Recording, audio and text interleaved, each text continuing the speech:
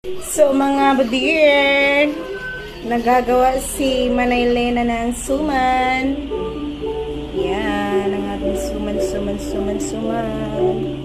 Giniling na bigas. Okay. Yan, ang saging, lakatan. Okay. Yan ang nagawa niya. So, bibilangin natin. 1, 2, 3, 4.